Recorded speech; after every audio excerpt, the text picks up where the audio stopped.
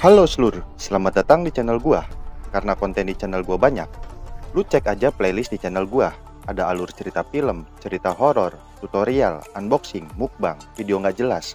Dah lah, langsung aja tonton videonya. Tapi tong hilapnya, subscribe dulu. Yuk, gaskeun.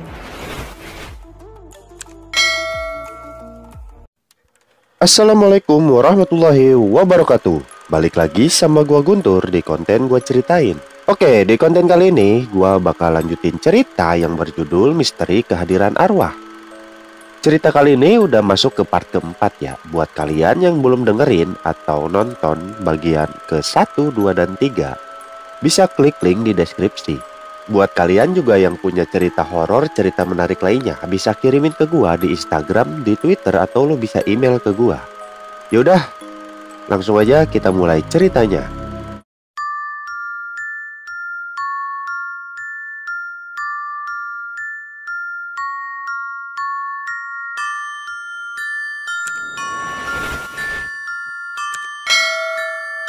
Jody tidak menjawab. Dia malah menatap Rani dengan sorot mata yang penuh kebencian. Melihat itu, Rani pun langsung menangis sedih. Kemudian dengan segera, gadis itu berbalik dan langsung berlari ke kamarnya. Kini gadis itu sedang bersandar di daun pintu dengan tubuh gemetar dan hati yang tersayat-sayat. Rani terus menangis dan menangis. Sungguh dia tidak menduga kalau kekasihnya akan bersikap sekasar itu. Di teras depan, Jody masih berdiri sambil menatap ke arah dalam rumah. Kemudian dia melangkah memasuki ruang tamu. Kini dia tampak berdiri di tengah-tengah ruangan dengan penuh amarah. Kedua bola matanya tampak liar memandang ke segala arah. Pada saat yang sama, Brandon baru saja pulang. Dia tampak memperhatikan Jody yang berdiri terpaku sambil menatap keluar rumah. "Jody!" panggil Brandon seraya menghampiri pemuda itu. Jody segera memalingkan pandangannya ke arah Brandon. Kemudian menatap dengan sorot mata yang berapi-api. Brandon yang melihat Jody seperti itu tampak keheranan. Aneh, kenapa dengan anak ini? Kenapa tiba-tiba dia menjadi seperti itu? Jangan-jangan... Brandon tampak berpikir keras. Jody masih menatap Brandon. Kedua matanya tak bergeming dari pandangan Brandon yang kini juga mulai berapi-api. Sementara itu, Rani yang mendengarkan suara ayahnya segera keluar kamar. Kini dia tampak melangkah ke ruang tamu dengan perlahan. Betapa terkejutnya dia ketika melihat ayah dan kekasihnya tampak saling bertatapan. Kemudian dengan cemas gadis itu segera bersembunyi di balik dinding. Sambil bersandar, gadis itu tampak menengadah menarik napas panjang. Kemudian menghembuskannya dengan cepat sekali. Apa sebenarnya yang sedang terjadi? Kenapa dengan mereka? Ucap Rani dalam hati. Kemudian Rani kembali memperhatikan mereka. Dilihatnya keadaan masih seperti semula. Mereka masih terpaku dan saling berpandangan. Tiba-tiba Brandon berteriak dengan kerasnya. "Keluar!" usir Brandon kepada mendiang istrinya yang diduga bersemayam di tubuh Jody. Kerasnya suara tarikan itu membuat Rani terkejut, bukan kepalang. Ketakutannya pun semakin menjadi-jadi. "Keluar! Keluar sana!" teriak Brandon berulang-ulang.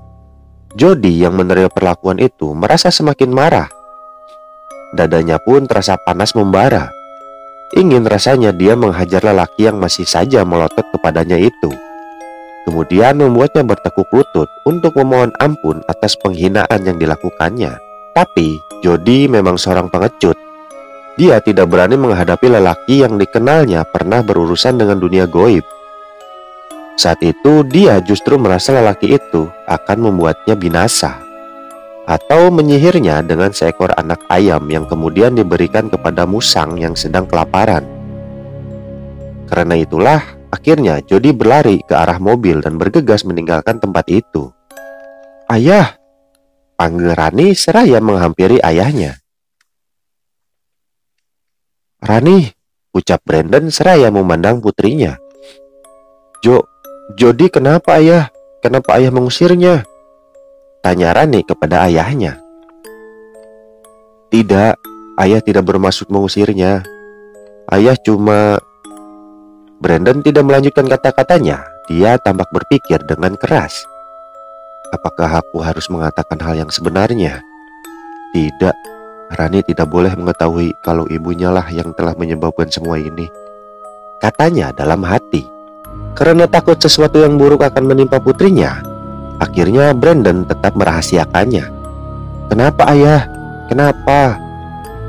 Rani kembali bertanya.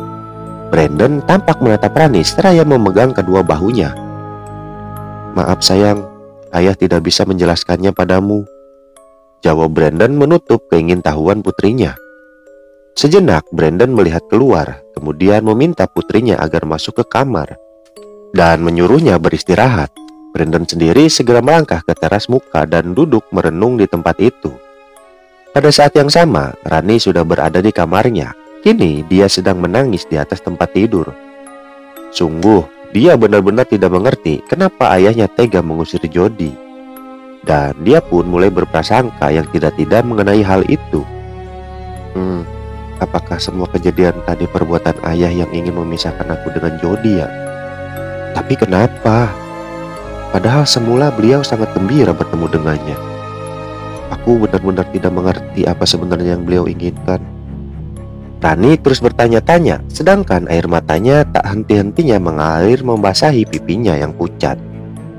Sementara itu, di sebuah jalan yang gelap dan sepi, sebuah sedan mewah tampak melaju dengan kecepatan tinggi. Di kiri kanannya tampak berjajar pepohonan rindang yang membuat jalan itu kian bertambah seram. Jody, si pengemudi mobil mewah, tampak kalut. Pikirannya masih terbayang peristiwa di rumah Rani. Mungkinkah Brandon tahu kalau aku akan berbuat jahat? Kalau begitu, benar juga kata si Burhan. Kalau Brandon itu memang mempunyai ilmu sihir. Tidak mustahil kalau dia bisa membaca pikiranku. Padahal mulanya aku gak percaya sama sekali kalau Brandon itu orang yang demikian. Selama ini dia tampak begitu baik. Dan tidak ada sedikit pun yang membuatnya tampak sebagai penyihir. Namun sekarang aku yakin sekali kalau dia memang mempunyai ilmu hitam. Sebab aku sendiri sudah merasakannya. Kurang ajar Brandon. Beraninya dia menjauhkan aku dari Rani. Makinya setengah berteriak. Bukan dia, Jo. Tiba-tiba terdengar suara parau dari jok belakang. Seketika Jody melirik ke kaca spion tengah. Betapa terkejutnya dia ketika melihat seorang wanita cantik dengan wajah yang begitu pucat, tampak sedang duduk menyeringai. Jody pun merinding seraya menginjak pedal rem dalam-dalam. Akibatnya mobil yang dikemudikannya hampir saja tergelincir hingga keluar jalan raya. Kini pemuda itu sudah bersiap-siap untuk melarikan diri. Namun ketika dia menoleh ke belakang, ternyata wanita tadi sudah menghilang. Jody tampak menarik napas panjang. Syukurlah. Mungkin tadi itu cuma hayalanku saja. Gumamnya merasa lega. Begitu pandangannya kembali ke depan, pemuda itu tampak terkejut bukan kepalang. Dilihatnya sosok wanita tadi tampak berdiri di depan mobilnya dengan gaun putih yang berkibar-kibar. Sosok wanita itu menatap Jody. Wajahnya yang pucat tampak begitu menyeramkan. Sebagian wajahnya yang pucat tertutup oleh darah yang mengering, dan sebelah bola matanya tampak mencuat keluar. Melihat itu, Jody tampak ketakutan. Kemudian dengan segera pemuda itu mencoba menghidupkan mesin mobilnya. Namun sungguh disayangkan, mesin mobilnya tak kunjung hidup. Berkali-kali dia mencoba, namun tetap gagal. Sementara itu, sosok wanita menyeramkan tadi tampak mulai menghampiri Jody. Melihat itu, Jody semakin panik. Lalu dengan segera dia keluar mobil dan berlari tunggang langgang. Jody terus berlari dan berlari hingga akhirnya dia melihat sebuah rumah yang cukup megah. Sungguh betapa senangnya dia saat itu. Lantas dengan napas yang masih terengah-engah, pemuda itu segera berlari menghampiri. Kini pemuda itu sedang membuka pintu gerbang yang ternyata tidak dikunci. Kemudian dengan segera dia berlari memasuki pekarangan. Saat itu hatinya betul-betul lega karena tak lama lagi dia sudah bisa meminta bantuan. Namun sungguh disayangkan ketika sudah hampir tiba di teras depan rumah, tiba-tiba kaki pemuda itu tersandung sesuatu. Tak ayal pemuda itu langsung tersungkur mencium tanah. Ah! Jody tampak beringis kesakitan, sebagian tubuhnya dirasakan nyeri dan ngilu. Kini pemuda itu mencoba menengadah ke arah rumah yang dilihatnya tadi. Apa? Serunya dengan mata terbelalak dan mulut yang menganga. Ternyata rumah yang dilihatnya tadi kini sudah menghilang, dan yang ada di hadapannya sekarang adalah sebuah makam dengan nisan yang persis di depan matanya.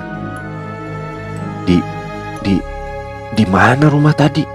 Bukankah tadi berada di depanku? Ucap pemuda itu terbata-bata seraya membaca tulisan yang ada di nisan tersebut. Ya, Yana. Serunya terkejut. Jody mengucak-ucak kedua matanya, kemudian kembali memperhatikan nisan itu sekali lagi. Tidak salah lagi, ini memang nisan Yana, ucapnya seakan tidak percaya. Seketika Jody merinding. Sungguh dia tidak menduga kalau dirinya ternyata sedang tertelungkup di depan makam Yana. Kini pemuda itu tampak memperhatikan keadaan di sekelilingnya.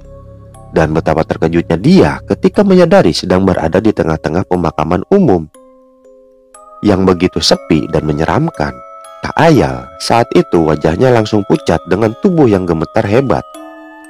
Lantas dengan terus diselimuti rasa takut, pemuda itu berusaha bangkit, dan tak lama kemudian dia sudah berdiri tegak dan siap melangkah pergi. Namun baru saja dia membalikkan badan, tiba-tiba di hadapannya sudah berdiri sesosok tubuh wanita yang sedang menyeringai seram. Saat itu wajah wanita itu tampak begitu pucat dan menyeramkan. Bahkan dari tubuhnya tercium bau busuk yang begitu menyengat. Kini sosok wanita itu tampak menatap Jody dengan penuh kebencian. Melihat itu, Jody langsung terpekik dengan tubuh yang terasa lemas. Hingga akhirnya dia pun jatuh duduk tak berdaya sama sekali. Jangan kau permainkan dia, Jo. Seru sosok wanita itu dengan suara serak. Apa maksudmu? Bukankah selama ini aku begitu menyayangi putrimu? Ucap Jody dengan terbata-bata. Jangan bohong kau. Aku tahu kau telah mempunyai istri di Tokyo, kata sosok wanita itu dengan nada marah. Jadi kau tahu bahwa aku sudah mempunyai istri? Kau benar, Jo. Masih ingatkah ketika kau bicara lewat HP di ruang tunggu terminal? Waktu itu aku sempat mendengarkan pembicaraanmu. Cerita Yana mengingatkan kembali akan peristiwa yang telah lewat. Waktu itu ketika hendak menemuimu, aku sempat mendengar kau yang menyebut kata istri. Dan karena penasaran, aku pun mendengarkan percakapan itu lebih lanjut.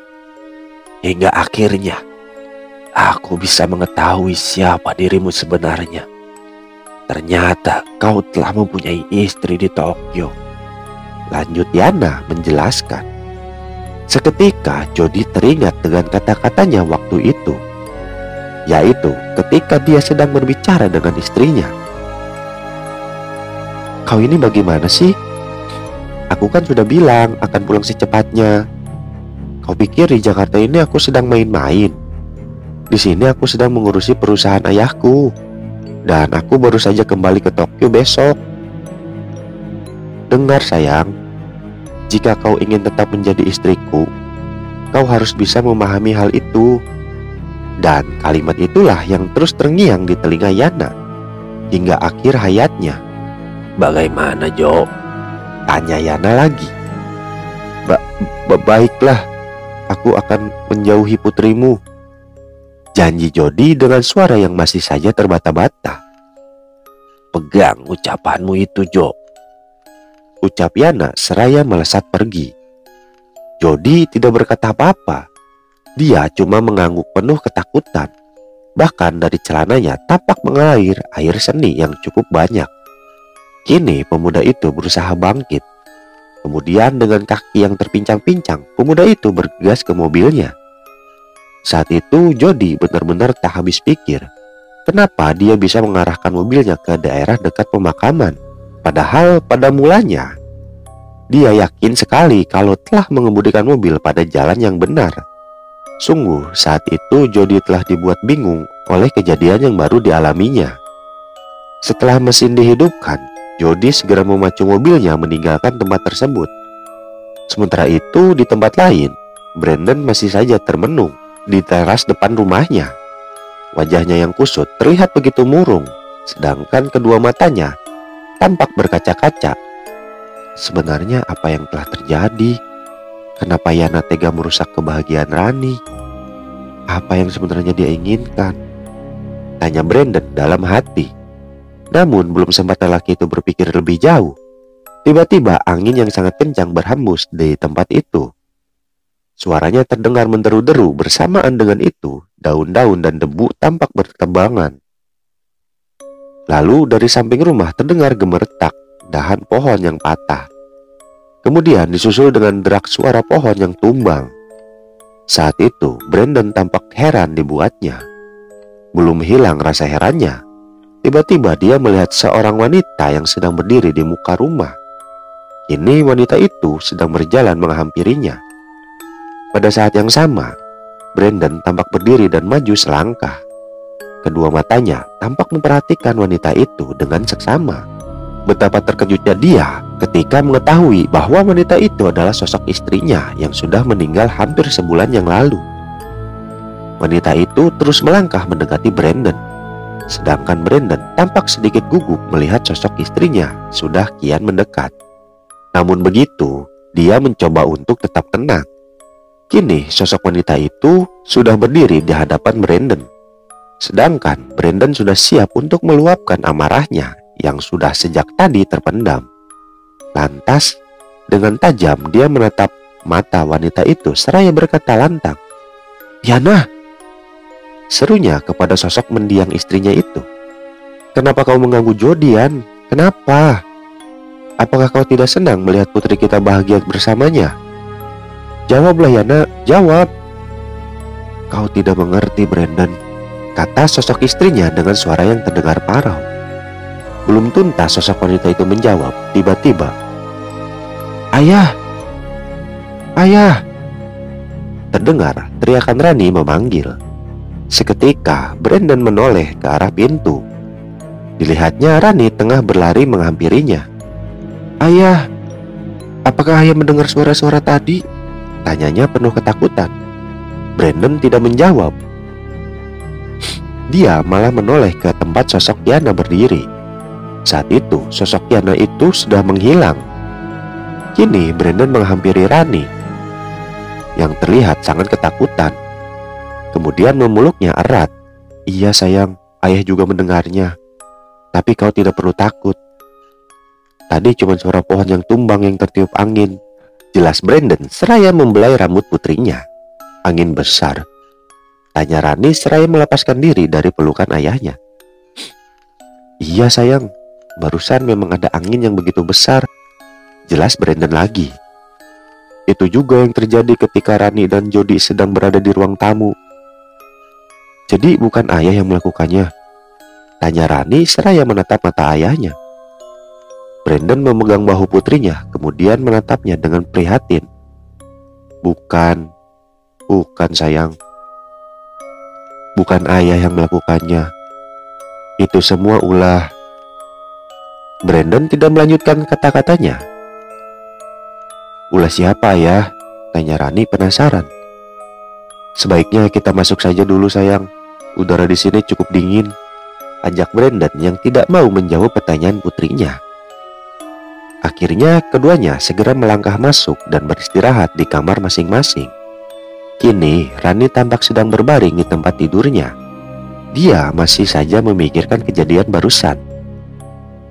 Jangan-jangan ayah sengaja menciptakan peristiwa barusan, cuman buat nutupin perbuatannya. Seakan-akan peristiwa yang waktu itu aku dan Jody alami bukanlah perbuatannya. Rani pun menduga-duga. Kini, Rani teringat ketika ayahnya pernah mempelajari ilmu sihir guna mencari kekayaan. Waktu itu, usia Rani masih 12 tahun. Setelah ayahnya bertobat dan meninggalkan semua kekayaannya, mereka pun pindah ke sebuah rumah yang sederhana.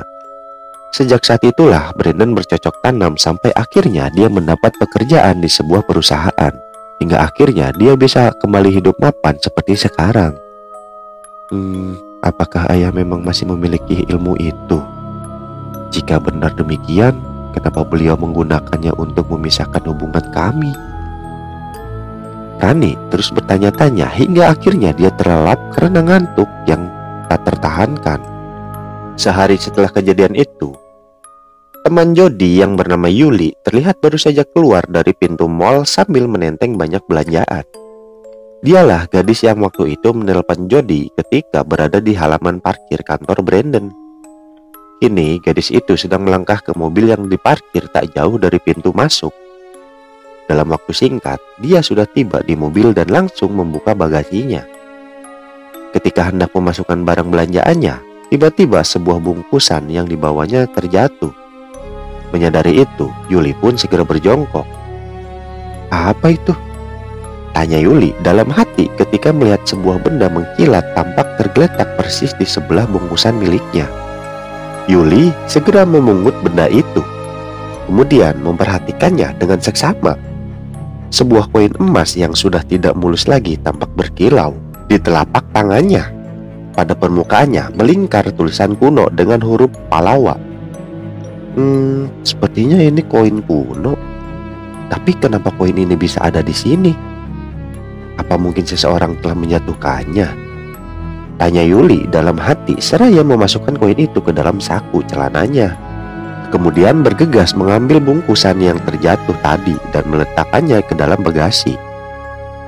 Ketika hendak menutup pintu bagasi, tiba-tiba dia melihat Jody sedang memasuki pintu utama. Pemuda itu tampak mengenakan t-shirt hitam dengan jeans warna putih. "Jody!" teriak Yuli seraya menutup bagasi dan bergegas mengejar pemuda itu. Kini Yuli sudah berada di dalam mall dan sedang mencari-cari Jody. Kedua matanya tampak menatap hampir ke segala arah. "Aduh, kemana sih dia?" tanya Yuli dalam hati. "Anda mencari siapa?" Tiba-tiba terdengar seorang bertanya dengan suara yang berat. Yuli segera berpaling. Betapa terkejutnya dia ketika menyadari kalau orang yang bertanya itu adalah seorang satpam yang terlihat angker. Pada pipi kirinya terlihat bekas luka yang cukup parah. Kumisnya pun tampak tebal dan hampir menutupi sebagian bibir atasnya. Sedangkan kedua matanya tampak besar dan menatap dengan tajam. Maaf pak, saya mencari teman saya," jawab Yuli tergagap. Satpam itu tersenyum. "Begini Nona, sebaiknya Nona langsung ke bagian informasi. Di sana petugas kami akan memanggilnya lewat pengeras suara," saran Pak Satpam ramah itu. Yuli tidak menduga akan perkataan itu. Sebuah perkataan yang dianggapnya sangat kontras dengan tampangnya yang angker. "Terima kasih pak," ucap gadis itu seraya berlari ke bagian informasi yang tidak begitu jauh. Usai menyampaikan pesan, Yuli segera melangkah ke pintu utama dan menunggu Jody di tempat itu. Lama dia menunggu, namun pemuda itu tak kunjung tiba. Kini gadis itu mulai sedikit resah. Dalam hati dia ingin sekali pergi. Namun keinginannya untuk berjumpa Jody membuatnya tetap bersabar. Kemudian sambil mendengar tembang cinta yang mengalun merdu, gadis itu tetap setia menunggu dan berharap Jody akan segera muncul. Benar saja, dalam waktu singkat Jody sudah menampakkan batang hidungnya. Melihat itu, Yuli pun tampak senang sekali. Kemudian dengan segera dia berlari menghampiri Jody dan memeluknya erat. "Jo, aku kangen sekali. Udah lama ya kita nggak ketemu," kata Yuli dengan wajah berseri-seri seraya melepaskan pelukannya. "Aku juga Yul. Oh iya, ngomong-ngomong, Kau mau belanja atau sudah belanja? Tanya Jody. Sebenarnya aku sudah mau pulang, tapi ketika melihatmu memasuki pintu utama, aku pun berniat menemuimu, jawab Yuli. Benarkah? Kalau gitu, lebih baik kita ngobrol di kafetaria aja. Terus terang aku masih kangen denganmu, ajak Jody. Tak lama kemudian, keduanya tampak menuju ke sebuah kafetaria untuk berbincang-bincang di tempat itu sambil menikmati es teler yang menyegarkan. Di sebuah ruang perkantoran, seorang pria tampak sibuk di depan meja kerjanya. Dialah Brandon yang kini sedang serius menyelesaikan tugas-tugasnya. Tidak lama kemudian, seorang rekan wanitanya datang menghampiri. Permisi Pak, ini ada surat buat Bapak, katanya seraya menyerahkan sepucuk surat kepada Brandon. Oh, terima kasih Bu, ucap Brandon seraya mengambil surat itu dan mengamatinya. Kalau gitu saya permisi dulu ya Pak, pamit rekannya. Oh, silahkan. Setelah rekannya pergi, Brandon pun segera membaca isi surat itu. Tertulis di surat itu, rahasia perusahaan, keputusan direktur utama nomor kabar gembira, sesuai dengan kerja keras dan kejujuran Bapak Brandon selama ini, kami dari pihak perusahaan telah memutuskan untuk memberikan kenaikan gaji kepada saudara dan akan diperbarui mulai bulan ini, terhitung sejak dikeluarkannya surat keputusan ini.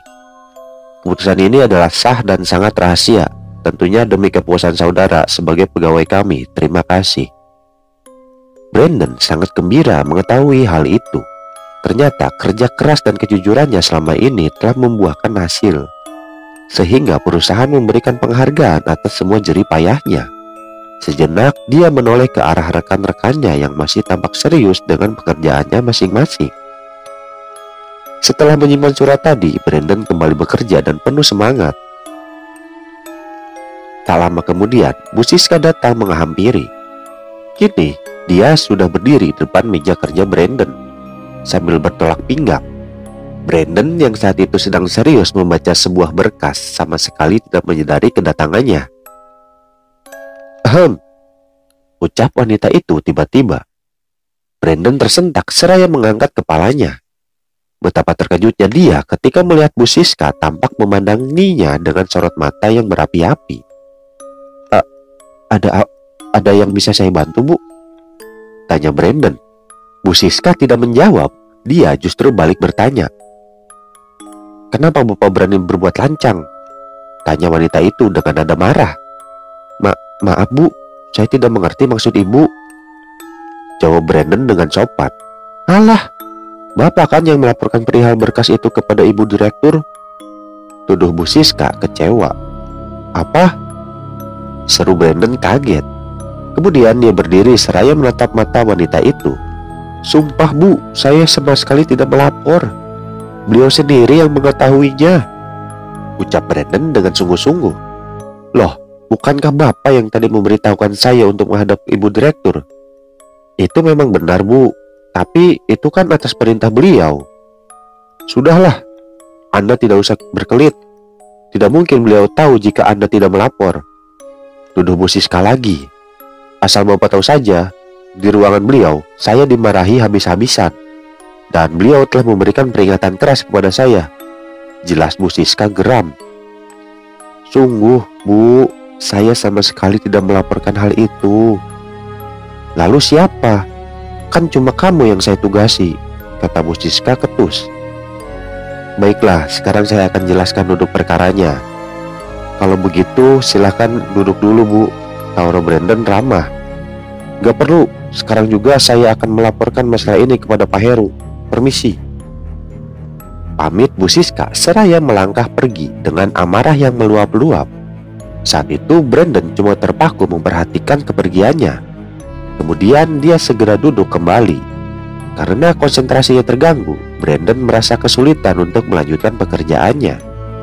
Kini dia cuma bisa termenung sambil terus memikirkan kejadian yang baru dialaminya. Sementara itu, rekan-rekannya yang berada di ruangan itu tampak saling berpandangan.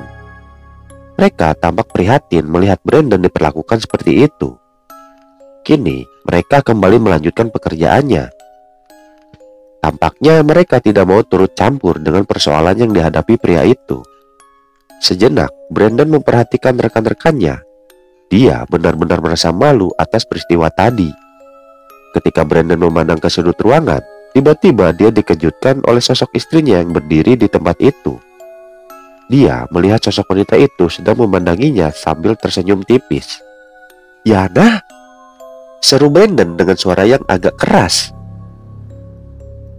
Oke, segini dulu cerita misteri kehadiran arwah part 4-nya. Sorry banget kalau gua uploadnya agak telat-telatan, soalnya kondisi tubuh gua lagi kurang fit aja. Tapi tenang aja, gua akan usahain secepat mungkin menyelesaikan cerita ini ya, ngelarin cerita ini. Jadi ya udahlah, karena badan gua udah makin gak karuan, tungguin aja part berikutnya di part kelima. Jangan lupa makan biar gak lemes dan jangan lupa napas biar gak mati. Oke, see you on the next video. Wassalamualaikum warahmatullahi wabarakatuh.